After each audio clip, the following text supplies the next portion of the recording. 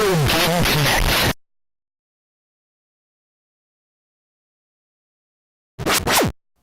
Hello and welcome to Retro Game Connect. I'm Dan Mastriani. I'm Ian Butterfield. And we kind of missed the compilation, but you know, Ian, I figured you wouldn't want to wait any longer. You finally found a copy. Yeah. This is something that Ian's been saying, oh, we should play this. And I kept saying, oh, we should play this because Crash Bandicoot sold really well, so they're totally going to do Spyro. They're totally going to do Spyro. We should do it ahead of time. They're totally going to do Spyro. And then they did, but we didn't do it ahead of time. Okay. Well, you know, I didn't want, you've been talking about doing Crash and Spyro, and they're both similar games, and I didn't want to do them back to back. You know, I thought we would just space them out a little more. Dragon. This is totally different. I guess they're Crash both 3D does platformers. not breathe Okay. fire. I mean, probably not. They made a lot of Crash games. Yeah, I know. None of the original trilogies did he breathe No, fire. none of the original ones. No. I'm just saying it might have happened at some point. Maybe in one of the kart racers. Anyhow, before we get too off topic, yes, we are playing Spyro the Dragon on PlayStation. A classic. Yes, the original Spyro. This is, of course, from Insomniac Games, which was founded by Ted Price in 1994. Yeah. Yep. Insomniac is as old as I am. Aha, yeah. So apparently Ted Price is actually a Princeton graduate, and he started the company not long after graduating. So he'd been working at a metal company. About time someone who went to a fancy college did something good with their life. He'd been working at a medical company. Apparently he was, I guess at some point after the company started, he brought over a fellow Princeton grad named Al Hastings, who apparently pretty much came to work for him as soon as he finished college. I guess he must have been a little behind because he was still in school when the company was founded. So Maybe he was a couple years younger. yeah, possibly.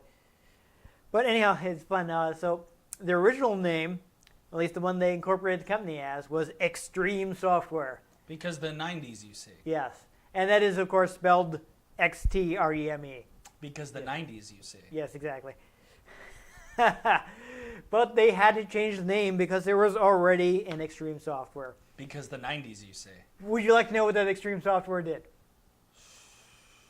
I'm guessing it's something very, very 90s. So, You would think with a name like that.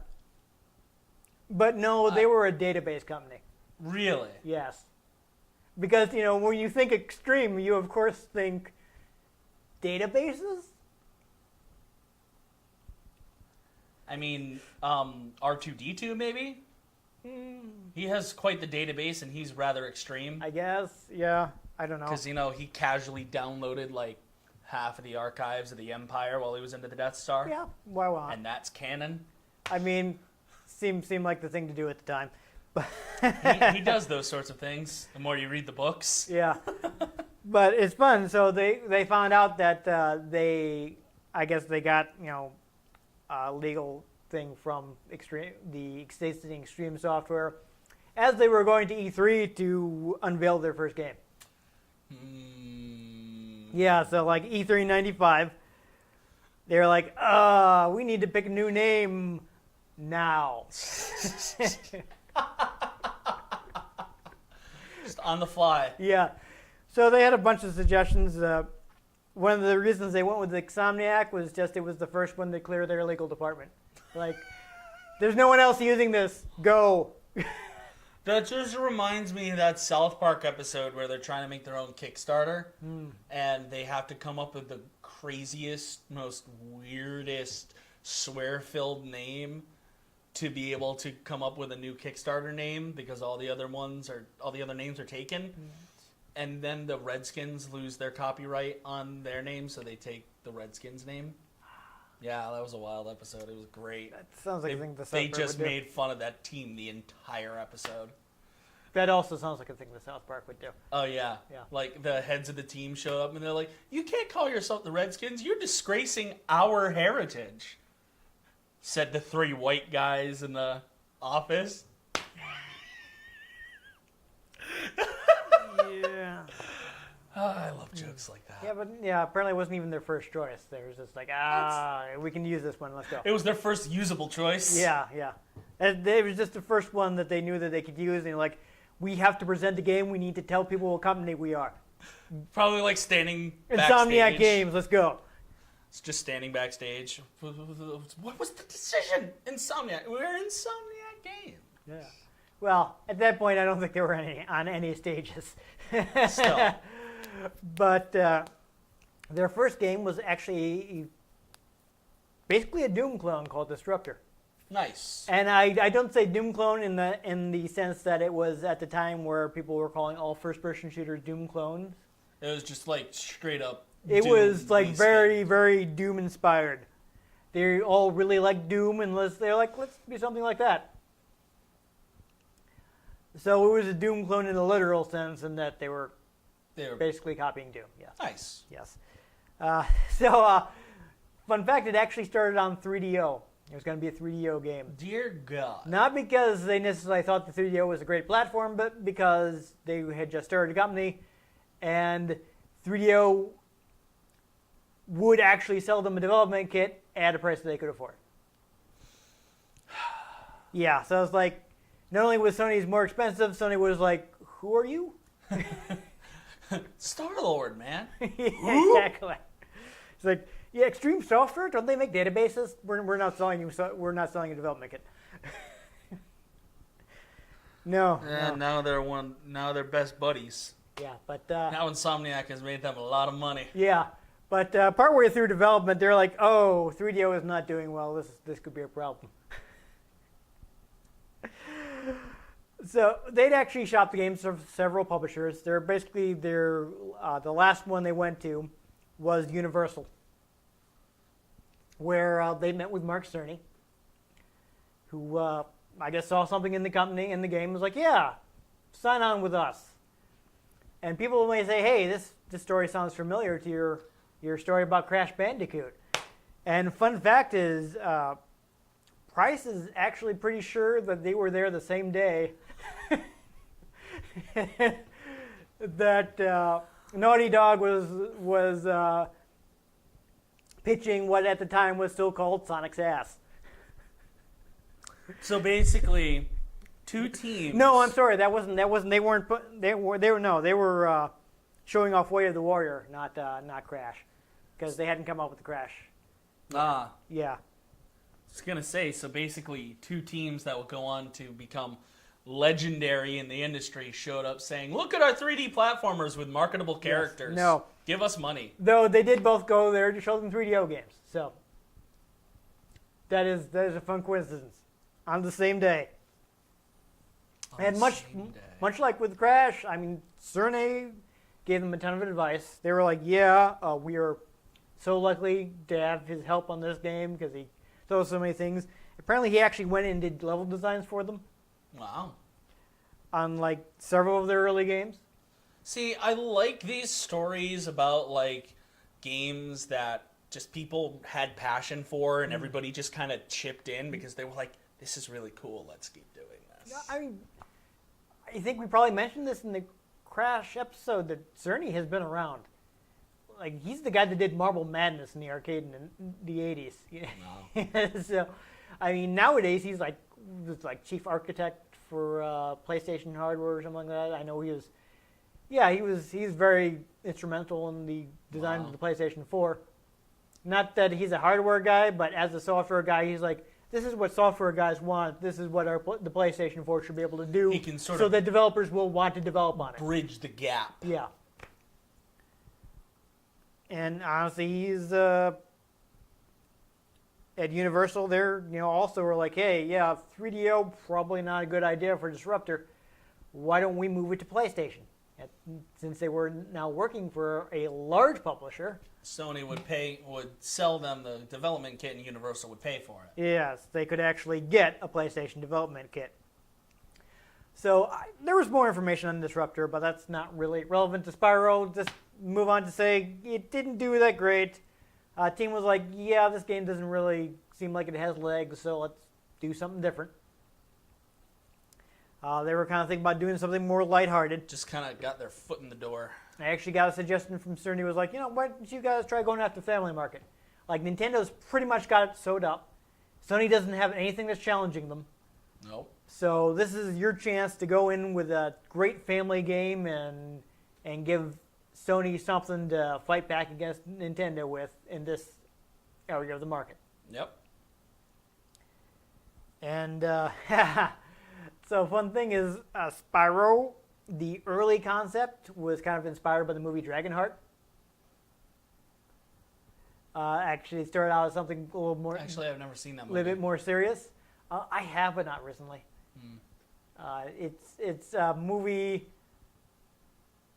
So, the premise of Dragonheart is that the dragon, played by Sean Connery, gives up half of his... This is not really important, but gives up half of his heart to save the life of... I guess he's a prince at the time and eventually becomes king.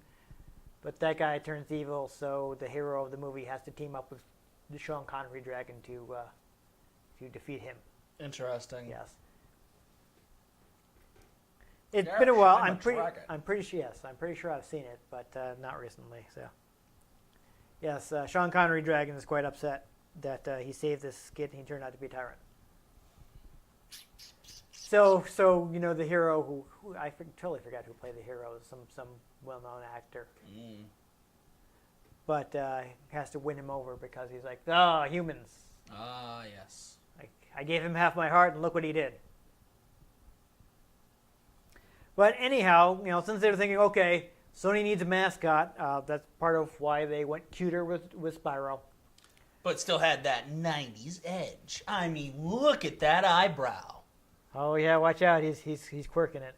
He's got that arched eyebrow. Arching super hard. That attitude. Now, part of it is also technical concerns. When they're looking to animate the game, they're like, okay, we want the character to be able to, make quick turns and stuff. If he was a full-size dragon, that would be really hard. If we want him to be able to spin around like this, we're really going to have to make him smaller and rounder.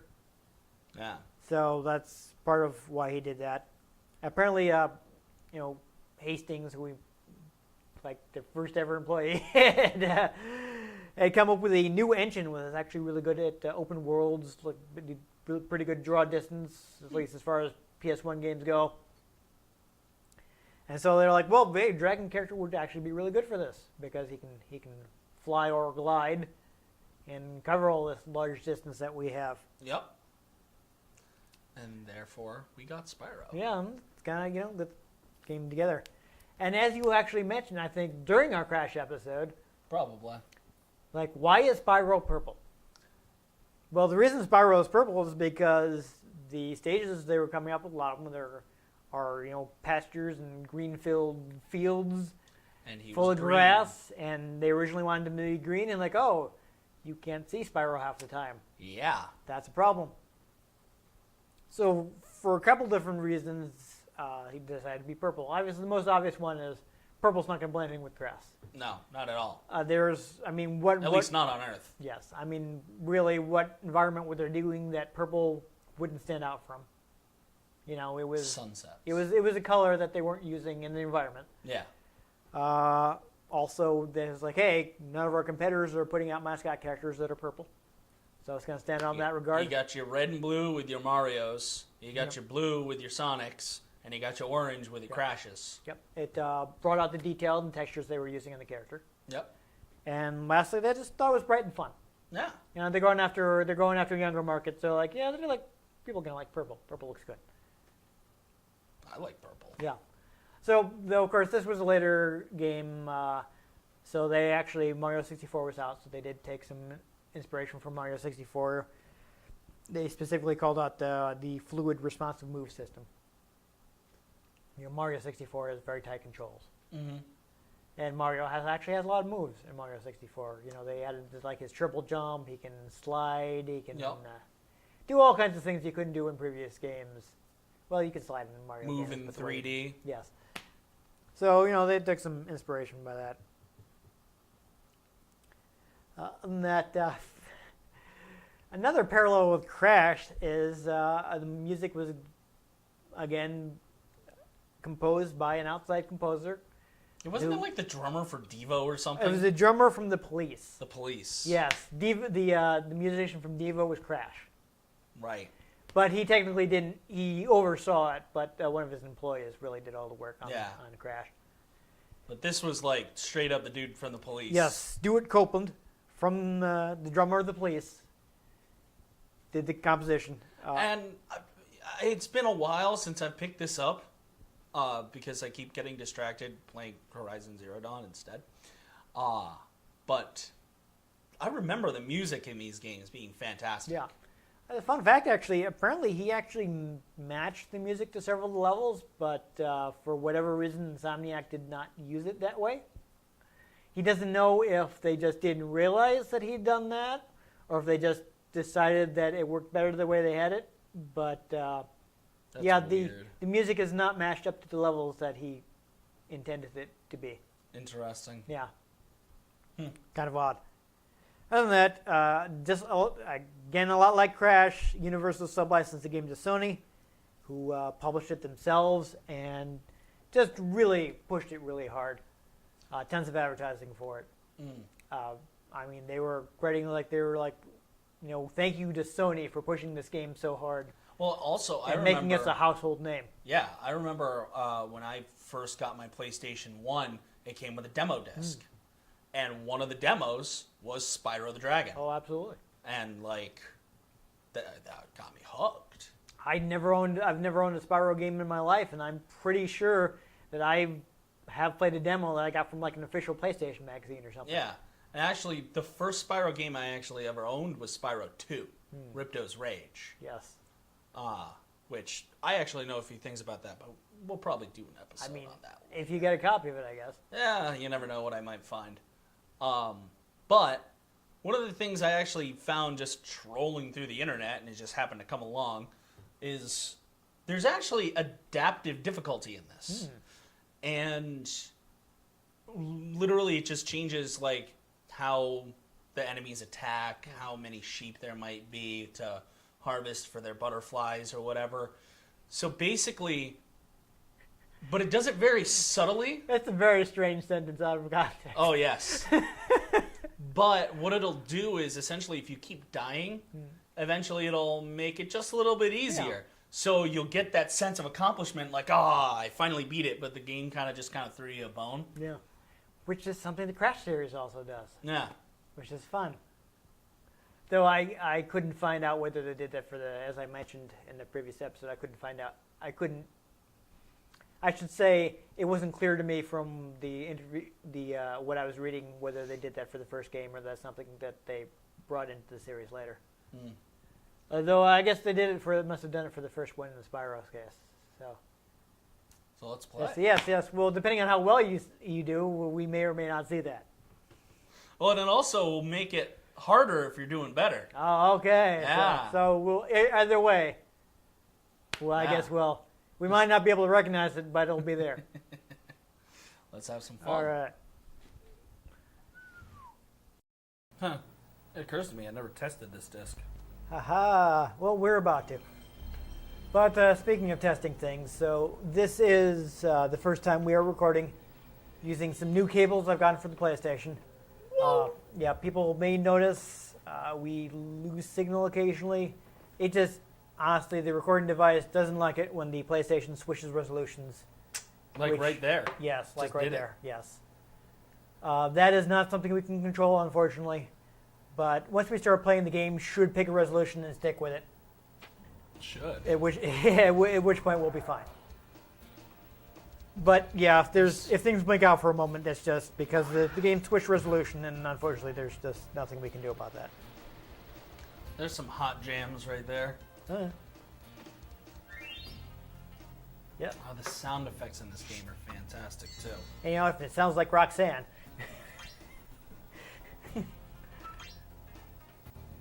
You go ahead. It's fine. I brought one that has some space, so.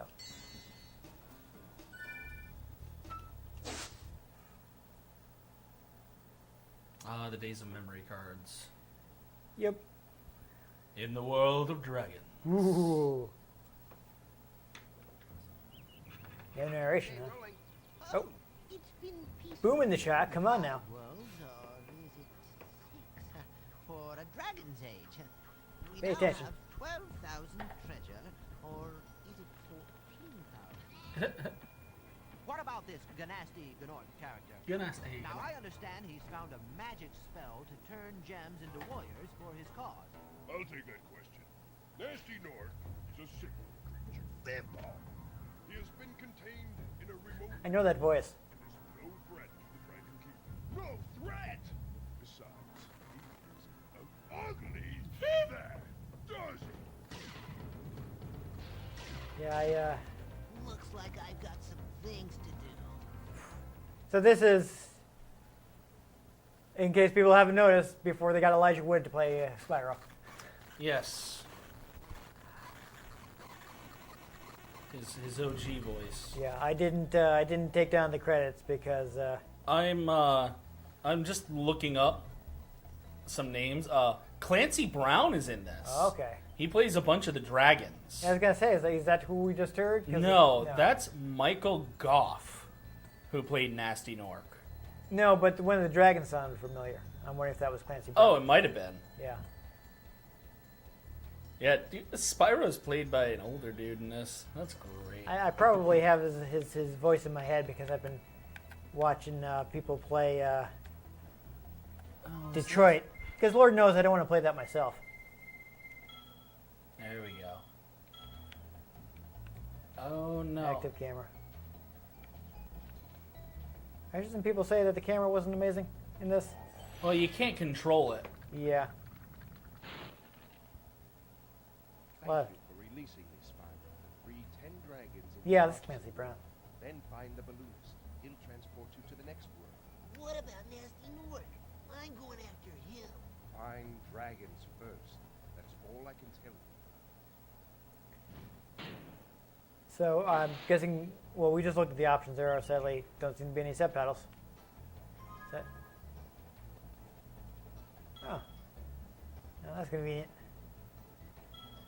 That's the fairy that saves your game. Okay.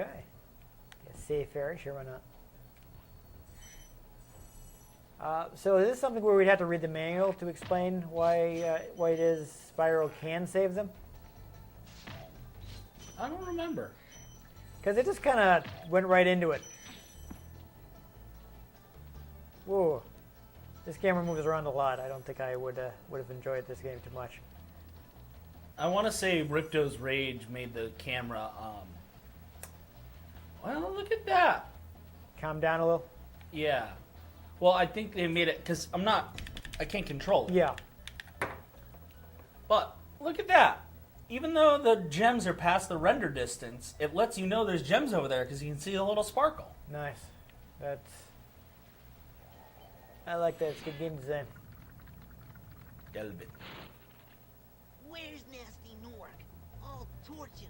Keep your horns on, Spyro. Yeah, that's You Mr. went to Krabs. first. Do you know what the dragonfly He's just following same you guy is doing different voices. His name is Sparks, and he's helping and protecting you. Keep an eye on him and see what I mean. Right. Thank you for the backstory. Yeah, if I remember correctly, the early dragons basically act as tutorials. It seems like. Also, Spyro can't swim. Haha, I was wondering. Now, there is something over here. I can hear it.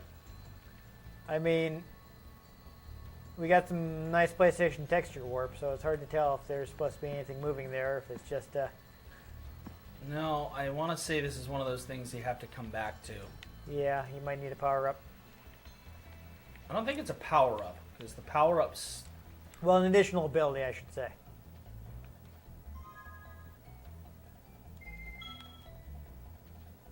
Oh, I think I see it. No. Oh, well. Like maybe like a double jump or something.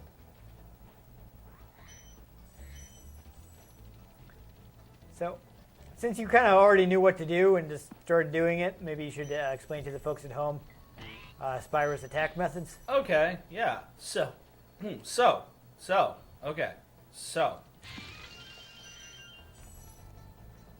That's an extra life. Okay, good. Alright, so we're in this maze. So basically, Spyro's abilities are jump, glide. Does he have the... Oh, he doesn't have. That might not be till the second game that you get the extra lift jump. Might also be an upgrade. I want to say it's an upgrade in the second game. Okay. I played the second game more. I am curious. Let me check the manual. It might actually I list forgot that about stuff. that. What's up? Barrel roll. Oh, do a barrel roll. L1 and R1 do barrel rolls. Well, technically that's actually an aileron roll. But... Yes, I know. Triangle lets you look around from Spyro's perspective. I see that you do also have an inventory. Yeah, there you go. Then I guess it just shows you the collectibles. Fun fact, you can access the inventory from Select. Aha. And you can rotate the camera with L2 and R2.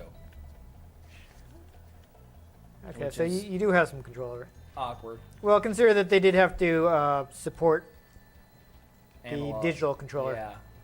So, Spyro's attacks are Fire Breath and Charge. Which, as we'll see as we go into Dark Hollow, you have to use it different abilities on different enemies. Because some of them are armored, which means fire doesn't hurt them. Gotcha. Which means you have to charge them. There's that good tunage. See? He's got armor. Gotta charge him. Right. These frogs are one of the creatures that spawn butterflies. And butterflies refill your health because Sparks eats them. Right. And they he's- refill he's his health. Basically, You're the health. Yeah. He's the health. And I'm pretty sure every level, the Sparks even goes and grabs gems for you. that's useful. Every level has one of these. Impenetrable. There's a hidden key somewhere. That makes sense. You have to find it. Yes, it looks like you can drop out of your glide with the triangle button. So that might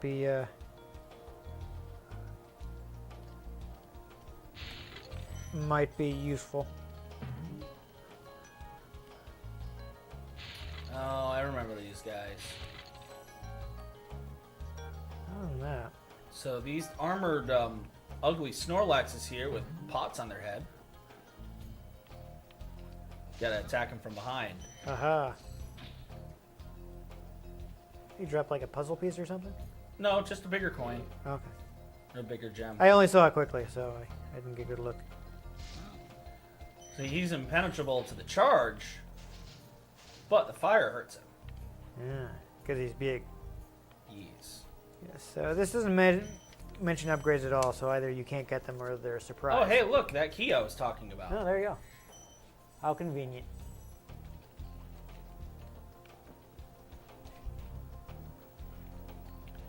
And also, while you're here, there's a dragon you can rescue.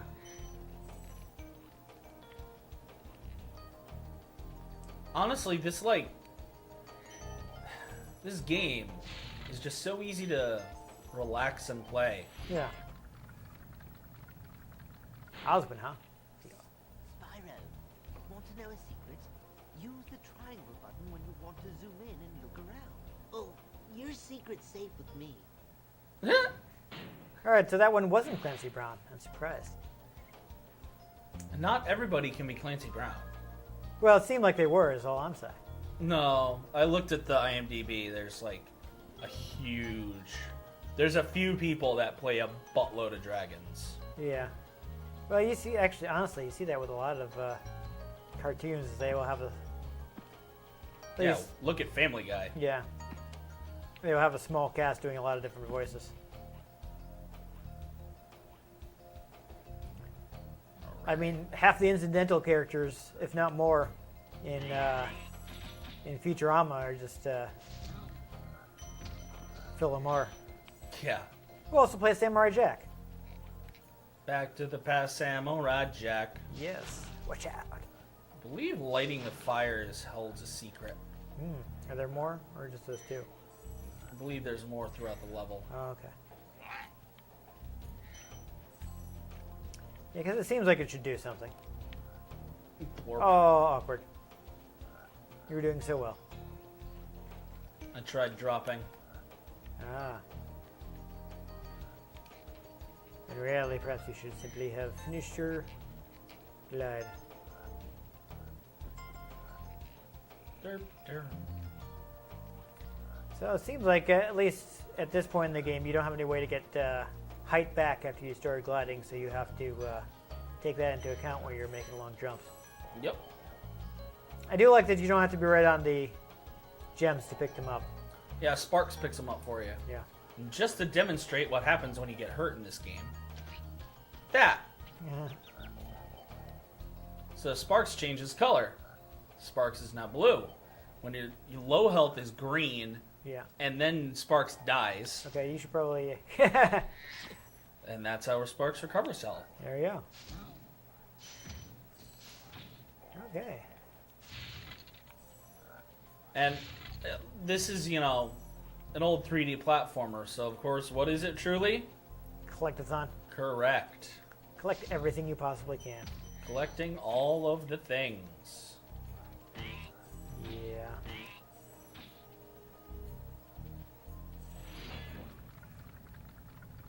Curious, huh? Big enemies like this Gnorc with the club cannot be charged. But a quick flame, that should defeat them. I want to know where the dragons go when they do that. I don't know. See, this will bring you to the end of the level, essentially. But I have not completed this level yet. No. You still, I mean, at the very least, you still have that chest. Well, there's still that whole area, too. Let's get the So what I'm chest. thinking is there's kind of like a hub design. Yeah, there's basically a hub world. Well, that too, but what I mean is that basically the rather than being linear, the levels kind of branch out Yeah, from like the center. that's kind of a staple of the series here. Is there's a lot you can do. Okay. So that actually in that one level. I see now. That's what I'm seeing is like it actually has the numbers pop up to show you how many gems you've collected. Yep. So that's what I was seeing earlier after you were killing those big guys because they're just kind of off the side of the screen, so I couldn't tell exactly what it was. And they spin around too, so it's like a backward one. It's like, what is that? Oh, it's you. I wasn't sure if you'd escape those annoying little creatures. Of course, they wouldn't bother me, but here's a hint. Metal armor is fireproof, but a charge attack will take care of it. Yeah. So they're basically telling you all the things that you already knew. Yeah. But if you were playing this game for the first time, obviously that would be important information. Might be news to me. So now I'm gonna go back. If to you haven't played it, it's news to you. Blork, blork, blork. Run, run, run. So you're gonna finish the level. Fun fact, if you charge through those platforms, it won't stop you. I think there are more gems to be collected, possibly some other stuff to do, but let's go try to show off another level. Yeah. Well, you can always redo the levels to unlock other stuff, right? Oh, absolutely. Yeah. I mean, there's actually. And you the just- load time and transition between levels is fantastic. That's pretty good, yeah. It's, Especially since they're huge. yeah. Did that guy just give you a 1-up? Yep. Oh, nice. Yeah, there's actually a lot of. You know what? If I remember correctly. Oh, here's something fun to do. You can affect the environment. Ha ha ha! Nice. But there was actually a lot of work they put into like the color design for this game. I didn't really write down the notes because it got a little complex, and I was like, this is not something I'm really going to be able to explain. Mm. But if people want to look up the article Do that again. The artisan's boss is through a On, portal behind me. You can challenge him now if you feel you are ready. on Gama's Future, one of the designers goes into a lot of detail about how they selected the colors and such. Really? Yeah. Or rather, just how they do it in general, like using Spyro in a few places as example. There's all these little areas like, oh, look, let's practice your jumping between platforms. Right. But basically, they was talking about how, like, tweaking the color palette in the stage can Press the jump button affect twice to glide. like the feeling the stage gives you. Yeah. Afraid of what? Well, I mean, that last level had a lot of darker colors. Everything was a little shaded, so it kind of, you know. Yeah.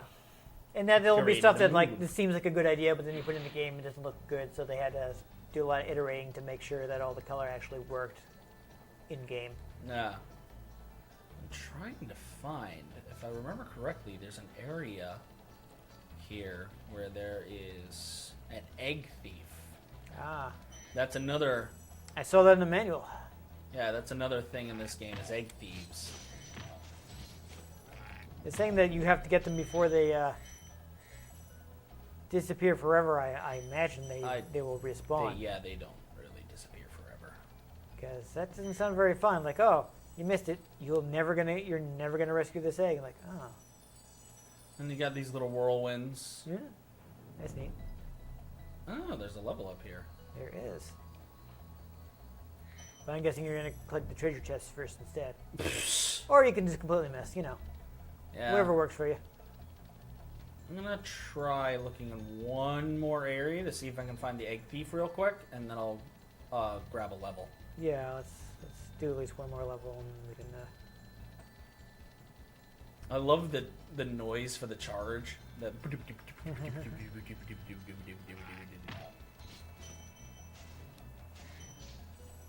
Oh, getting a bunch of. well, but you max out at 5 lives. Oh. But those particular Norks, they have those sacks on their back. You have to hit them multiple times to be able to get all their gems. So this is how you get to the next hub world. Right. You have to get so many dragons freed, and then you can go to the next home world. So what did the gems do for you? They just like went up after a certain number, like in Mario. I don't even think they do that. In the second game, I know you use them to unlock new areas, and you can unlock new abilities. Yeah. But then at the end of the game, they also give you all of the gems back. Because they're like, money bags, he's the hero, give him his gems back. Alright, do we want to go to Stone Hill, or do we want to go into the level in the Dragon's Mouth where he said there's a boss? Let's do go you think- face a boss. Yeah, let's do At least the it sounded like it was a boss. do the boss definitely, because that'll be different. You want to save before you go in there? Nope.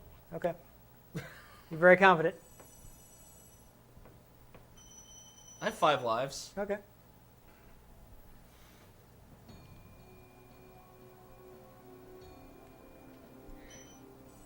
You definitely do a good job of hiding the loading. Ah. Interesting. Ow. Yeah, that didn't. Forgot about that. It's a 2-hitter. Ah, I gotcha. Might have to use the dive roll.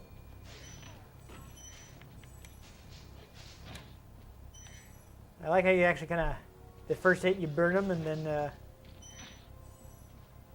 Second hit take them out kills with him. the second one. Yeah, that's fun.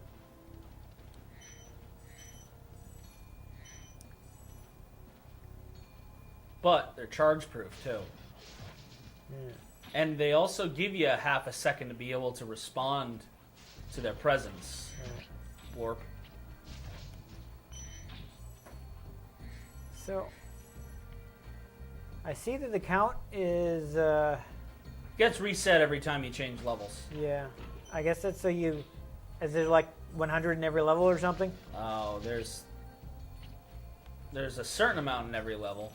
I know that. So can you still get sparks back from this point? Yeah, you just have to find thing to get him back. Sheep or something. Okay. Oof, that took me by surprise. Yep.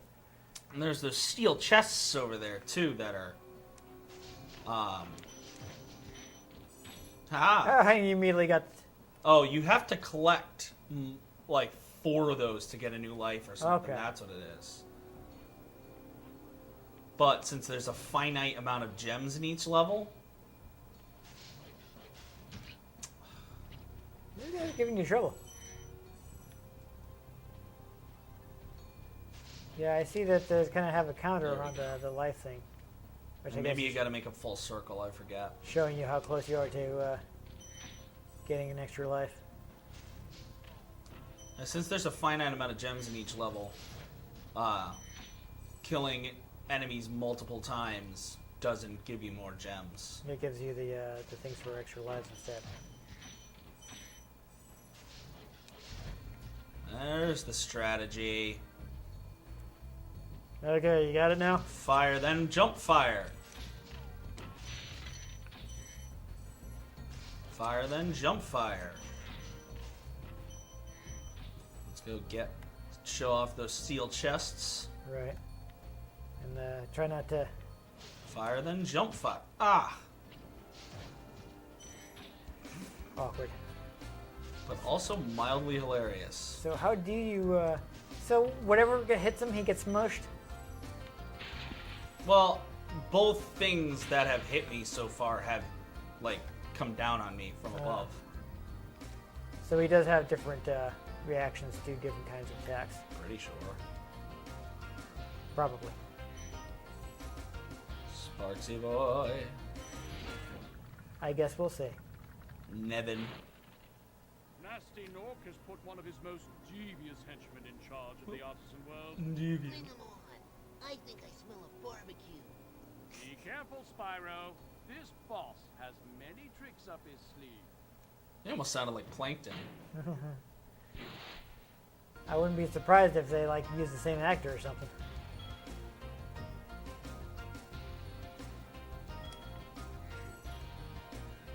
They seem to have gone with basically cartoon regulars. It's a bunch of sheep in a costume. Yeah, I was gonna say, was that a sheep? I guess they would be kind of upset at Spyro, considering that he keeps setting them on fire.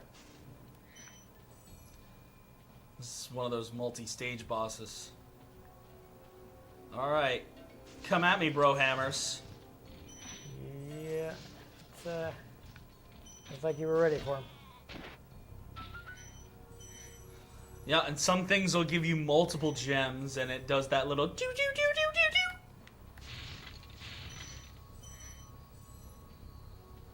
do. Yes, there you 100 go. out of 100. Oh, I think we maybe get a special sound on the flight back.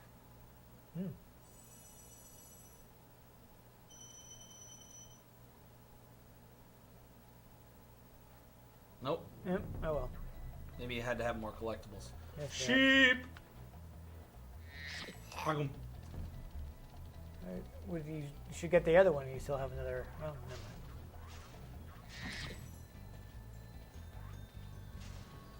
Fun thing about these levels too is you can go at them from both sides.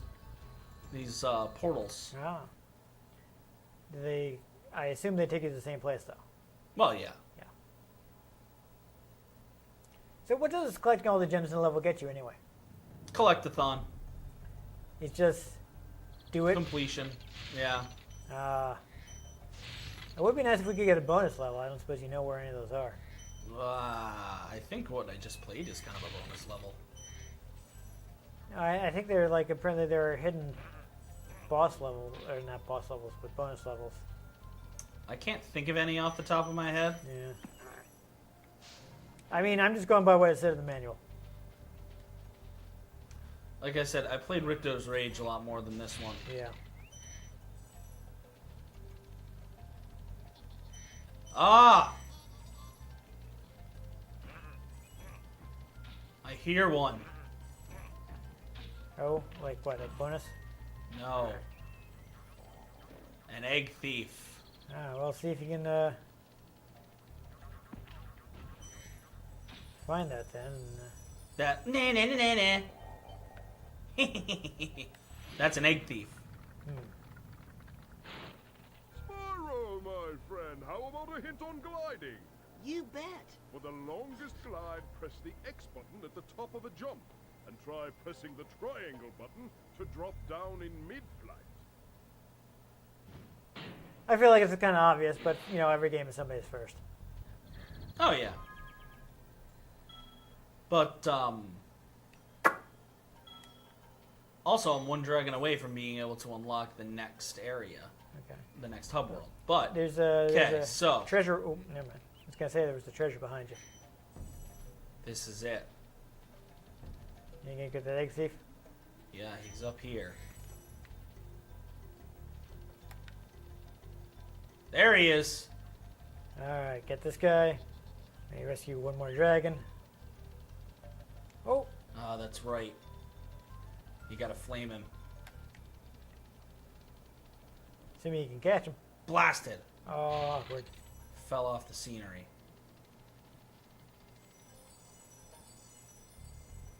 Yeah, because it looks like about time to wrap up. So.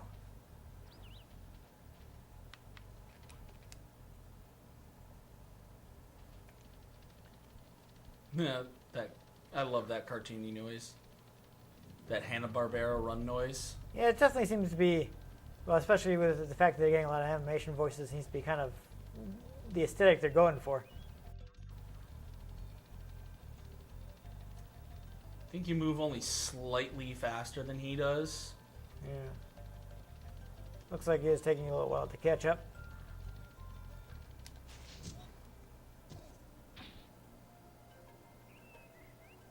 Okay. Bam. Yay. Collectible collected. I saw one other dragon to rescue somewhere around here. I'm going to grab him, and that can be a good place to stop, because since you can save. Or you can go back this way, I guess. Oh, I did already come from this direction, didn't I? Yeah.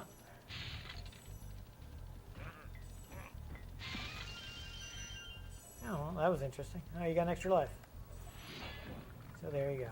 To see, the levels can seem short. After Yeah. you freed all the dragons, pass through this fancy vortex thingamajigger. It'll take you back to the artisan home. But first, let me tell you a story. No thanks. See ya.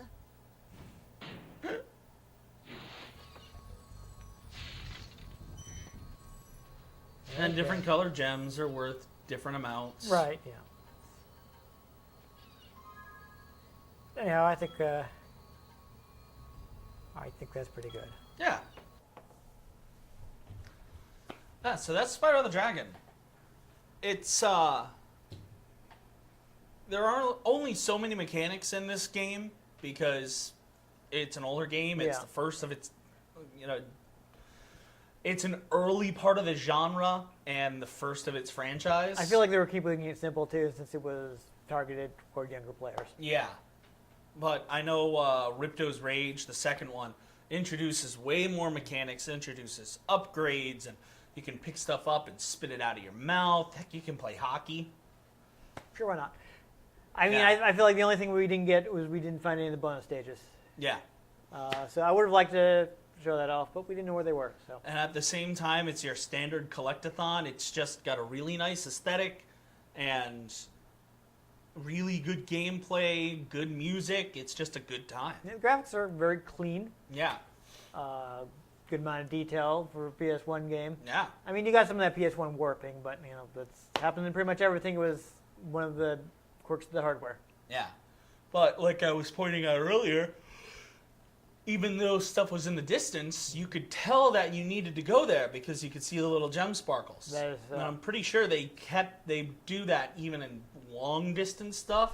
So you can go, I can go there. Yeah. I gotta figure out how. I think that's definitely a smart design touch. I'm guessing they just used like a little 2D object so they could have the little sparkle there. Yeah. But, Because they totally don't come into view at all until you're close enough, and then they're boop, there. yeah, so I think that's kind of knowing your hardware and knowing Knowing the limitations that's- and wanting to make sure everybody plays the game. you having have a smart design choices. So And I appreciate that. yeah, and like we were saying, each level within the hub world isn't linear, like say Crash Bandicoot is. Right. It's another area, and yeah, you can go straight through and get one or two dragons and go home, but there might be 2 or 3 extra paths to go on. Yeah. Heck, I remember, again, once you get to Spyro 2, there was these way bigger levels that had sometimes more linear areas, but then there would be, but go off over here and there's more stuff to do over here and then we'll bring you back, and go off over here and then we'll bring you back. Oh, there's a mini game over here.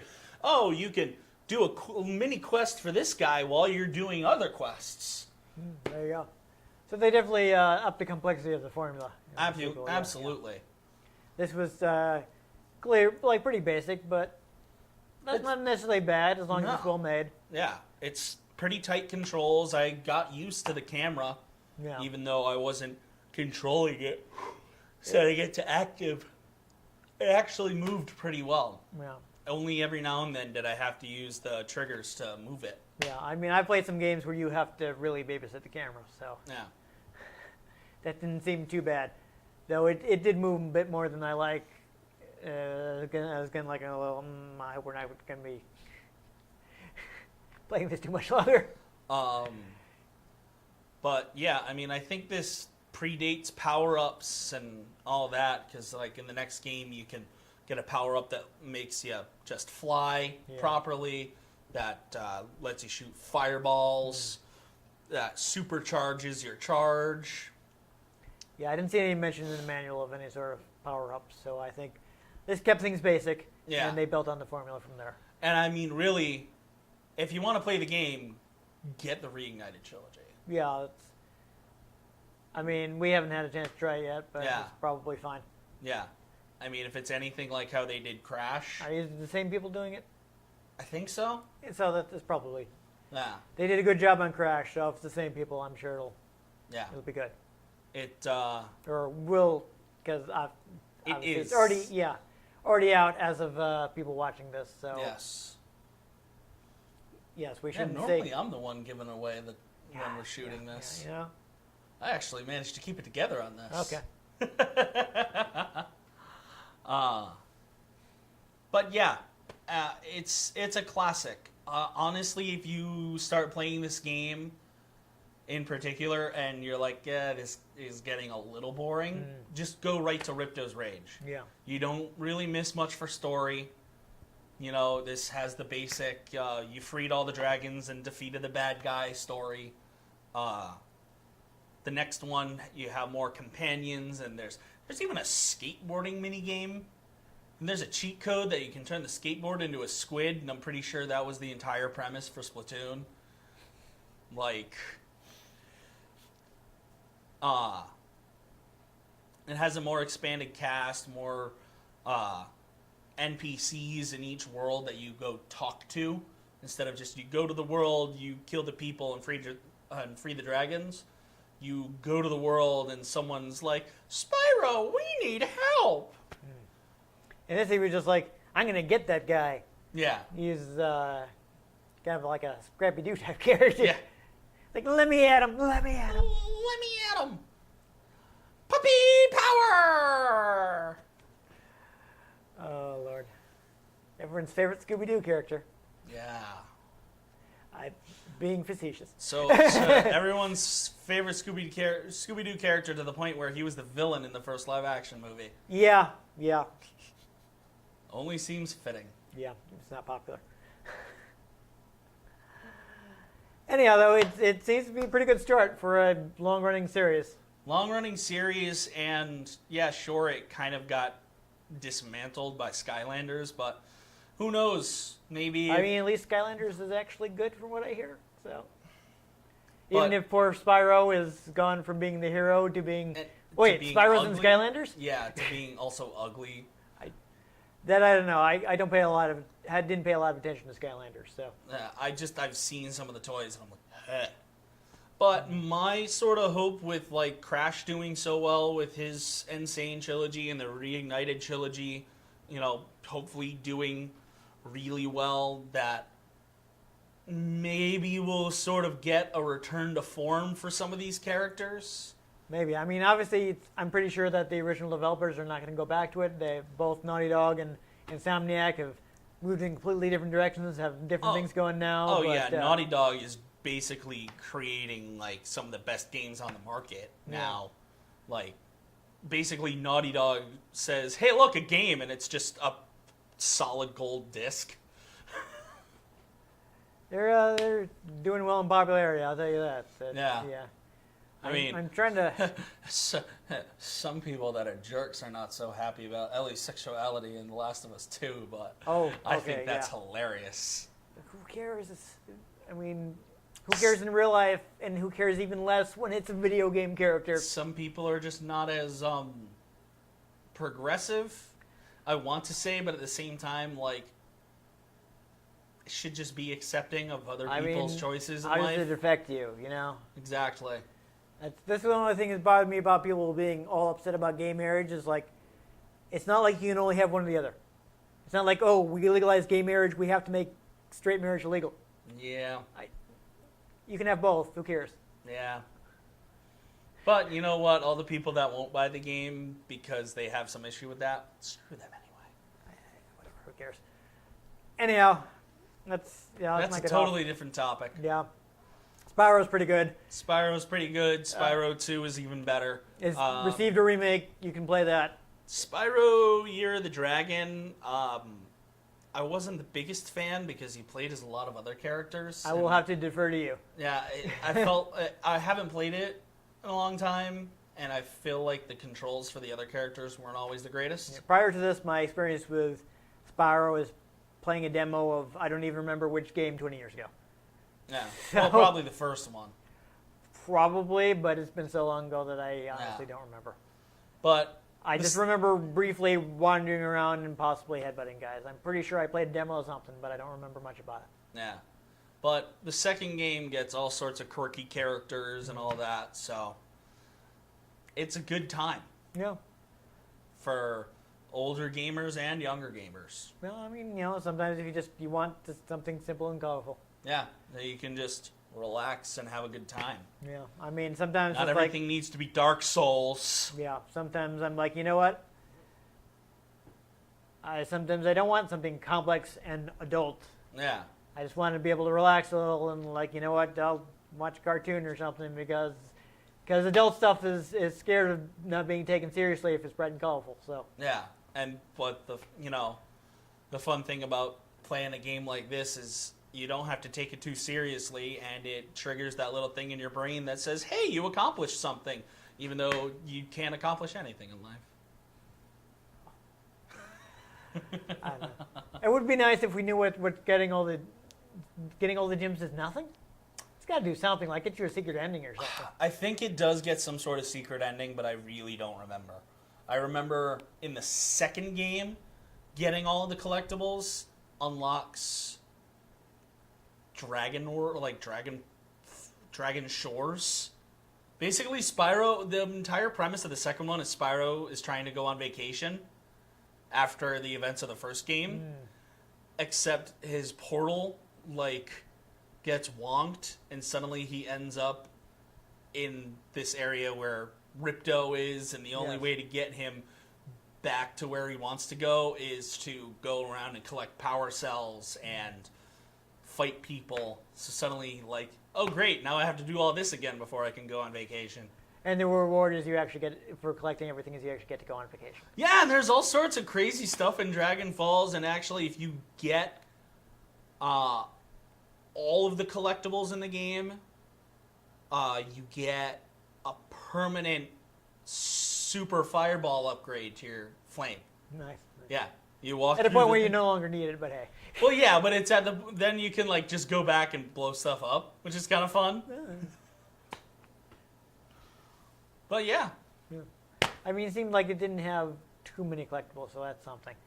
Yeah, this was a little lighter on them. I know the second one has power cells and gems. I don't remember anything outside of that.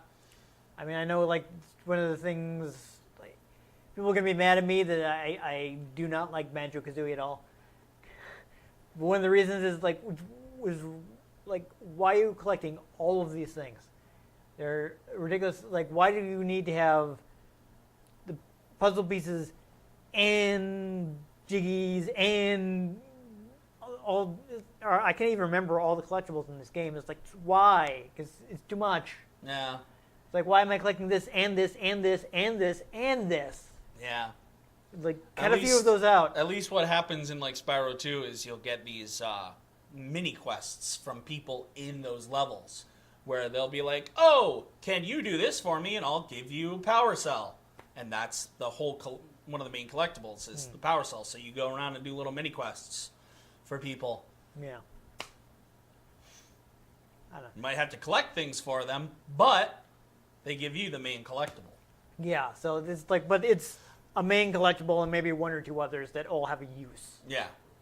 And that is what I would prefer instead of the things where it seems like, well, there are these collectibles in because that's what you do in 3D platformers. Yeah. All the collectibles in Spyro unlock the next area once you get enough of them, or you can use the gems to unlock new abilities, Yeah, you know? so that's something.